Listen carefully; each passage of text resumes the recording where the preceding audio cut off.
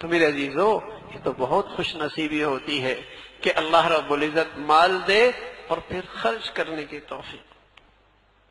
حضور علیہ الصلوۃ والسلام فرمایا کرتے تھے، اس دنیا میں دو قسم کے لوگ ایسے ہیں جنہیں دیکھ کر رش کیا جا سکتا ہے اور تمنا کی جا سکتی ہے اللہ ہمیں بھی ایسا بنا دے۔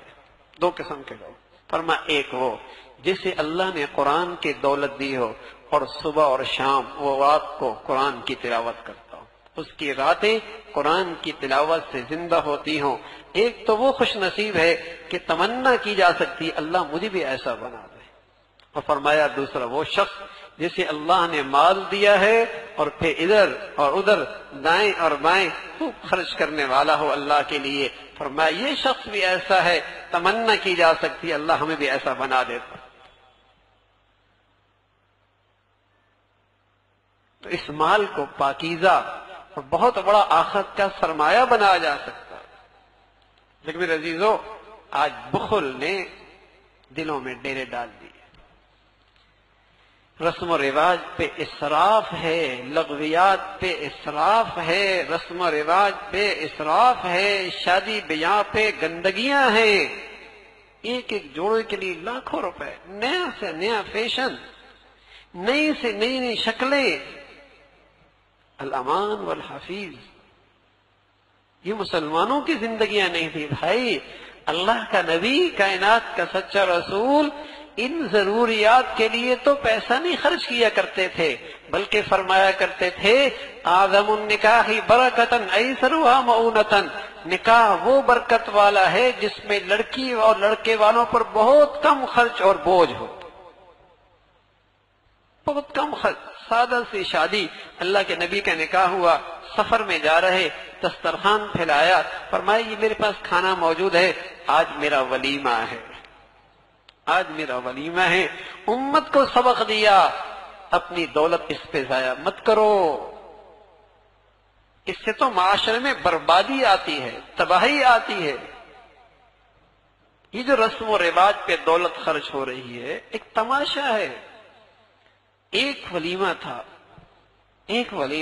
ایک نکاح تھا، وہ بھی ولیمہ تماشے والا نہیں کہ دولت مندوں کو بلایا جائے، غریبوں کو دھتکارا جائے۔ اللہ کے نبی نے فرمایا بدترین ولیمہ وہ ہے جس میں پیٹ بھروں کو بلایا جائے، بھوکوں کو روکا جائے، فرمایا بدترین ولیمہ۔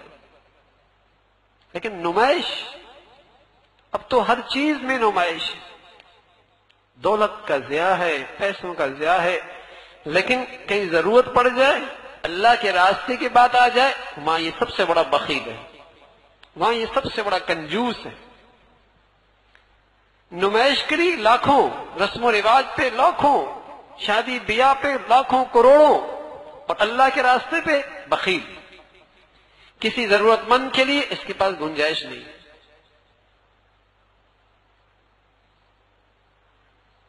میرے عزیزو، مسلمانوں کی زندگیاں نہیں ہیں، رسم و رواج پہ لگائیں گے، مال بھی ضائع ہوگا، وبال بھی ہوگا، کل قیامت میں بعض پرس بھی ہوگی۔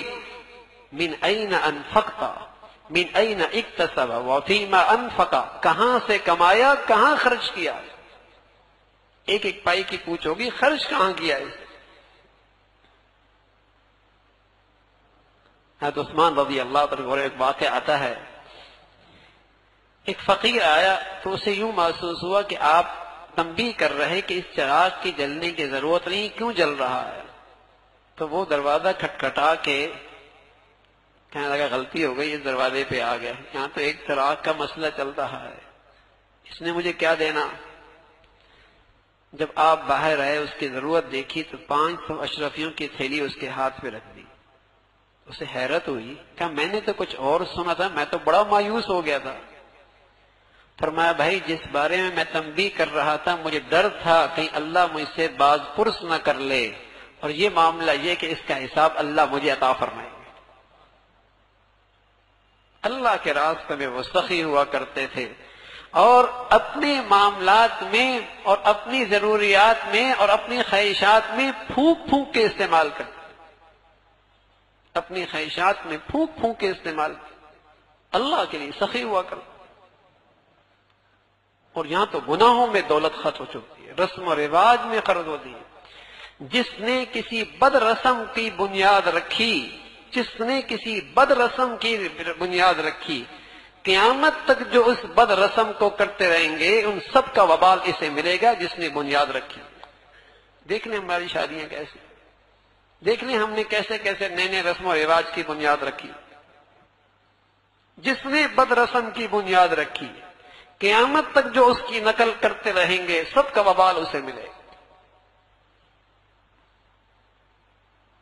تو میرے عزیزو، بدترین بخل ہے اللہ کا حق ادا نہ ہو، مخلوق خدا کا مال سے حق ادا نہ کیا۔